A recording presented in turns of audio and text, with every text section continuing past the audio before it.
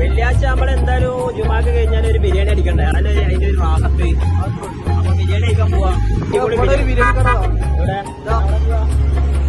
ജുമാക്ക് കഴിഞ്ഞിട്ട് ഞങ്ങൾ നേരെ ഇറങ്ങിയതാണ് ബിരിയാണി കഴിക്കാനേ. അപ്പൊ പോണായിക്ക് ഒരു ബിരിയാണി സെന്റർ കയറിയതാ. നല്ല വാഴന്റെ ഇലയില് നല്ല അടിപൊളി ലഗോൺ ബിരിയാണിയും കുട്ടൻ ബിരിയാണിയും. സംഭവം അത്യാവശ്യം ക്വാണ്ടിറ്റി ഉണ്ട് കേട്ടോ.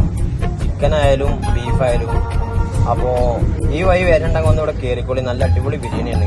നല്ല ദമ്മ് ബിരിയാണി കേട്ടോ. ലഗോണൊക്കെ ആണെങ്കിൽ അത്യാവശ്യം നല്ല ക്വാണ്ടിറ്റി ഉണ്ട്. നല്ല സ്മൂത്തി സാധനം. ഞാൻ ബീഫാ പറഞ്ഞത്. ബീഫ് നല്ല ടേസ്റ്റ് ഉണ്ട്. നല്ല സ്മൂത്ത് ആയിട്ടുള്ള ബീഫ് കേട്ടോ. നല്ല ദമ്മ് ബിരിയാണി. പിന്നെ അതാ ചിക്കൻ ലഗോണാണ്.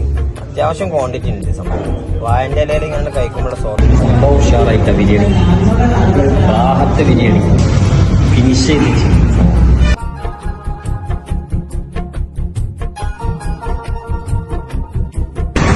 ഈ ബിരിയാണി സെന്ററിന്റെ കറക്റ്റ് ലൊക്കേഷൻ വരുന്നത് നെടുലങ്ങാടിയാണ്. ഇതിന്റെ ലൊക്കേഷൻ കറക്റ്റ് ഞങ്ങൾ അടിയിൽ മെൻഷൻ ചെയ്യുന്നുണ്ട് കേട്ടോ.